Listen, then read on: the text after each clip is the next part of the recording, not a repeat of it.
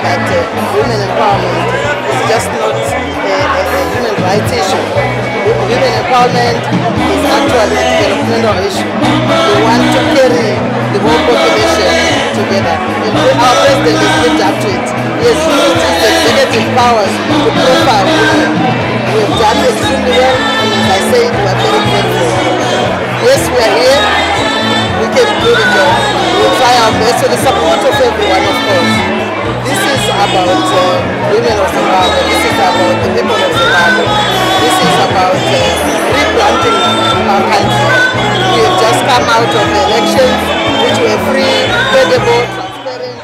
We saw our president opening it up with observers from all over, and they saw what Zimbabwe people are made of. And we are saying now is time to make sure that I come through all the legislative structures of press freedom. It's important so that we do what is in line with our Zimbabwe president's mantra. Zimbabwe is open for business. We need to make sure that we open that too. We need to look at COSA and IAPA and make sure that we come through what we don't require in an open society. We are part of the global village as a country, and we want to play our part. We want to make sure that this is our ministry which will do that rebranding, working together with my other ministers to make sure that we are seen, we remain a country to be proud of. We deserve, Zimbabwe deserves the best. It's about unity, it's about working together, it's about moving together. Nobody should be left behind. When we talk of information, we're not just looking at the urban area, we're also looking at the rural areas. The farmers out there need to know information should be at the tip of their fingers. Thank you. Just one last question. Yes. If you consider the private sector, the percentage that women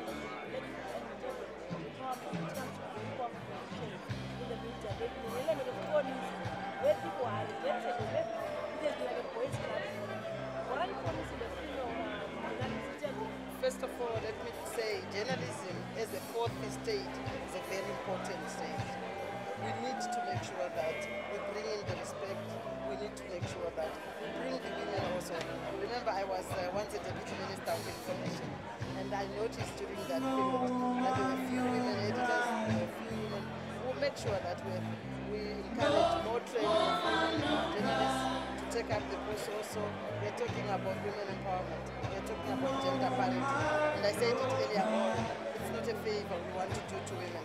The women of this country have demonstrated they can do it. They fought even during the struggle. They fought side by side with their male colleagues. So they're not asking for charity. Women of merit, women who can do it, women who can carry this country forward together with their male colleagues. This is precisely what I'll be doing, working with my colleagues, working with everybody. There's one thing I want Zimbabweans to be patriotic, to love their country. We've got a beautiful country.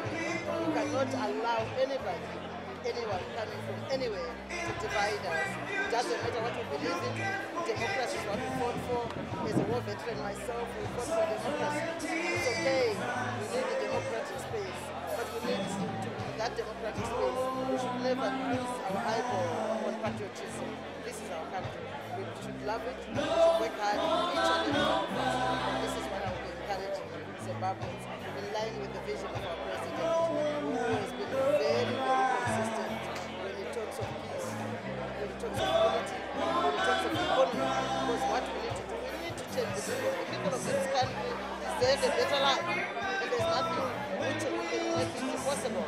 With our president on the steering wheel, we can only see pulling ourselves out of poverty. It can be done together with them. Broadcasting is generally regarded as a restricted space. It's either there's a perception that is for either people are linked to ZANU-PF or this is generally for the state. Let me say, I am a minister who has demonstrated even in my past job that I look at professionalism. It's critical to be professional, especially in journalism. We need positive. Educate our people, the right information. We do not need who are looking, who are reporting for the or they are playing to a certain group of things from other people. This is why seriously saying journalists need to be respected. Journalists need to be respected. It needs to be professional. All the training, if it requires a change program, other television change or other information, CNN, New York Times, BBC, CCTV, line channels, that is what we need to do. Other ministries from other countries to see where we can cooperate. Are you going to open up broadcasting space to private broadcasters? My president's mantra is Zimbabwe is open for business. What it means is Zimbabwe is open for business. But we are there as his ministers to realize that vision where Zimbabwe is truly open for business. How soon can we expect to see community broadcasting stations coming on air? This is going to be part of what I've just said. That information is going to be accessible right at the tip of each and every one. So community radio is part of that, and we seriously looking into it. Our media is polarized. Any plans to bring back, bring it together, our media, state and private? It's not just the media. Our people for a very long time have been polarized. And our president has been there to make sure that we are Zimbabweans, we are one. And we all belong to this country called Zimbabwe. And the issue of being polarized is playing music for other people from outside. As Zimbabweans, we need to be inclusive, we need to work together, we need to respect each other. And this is exactly what our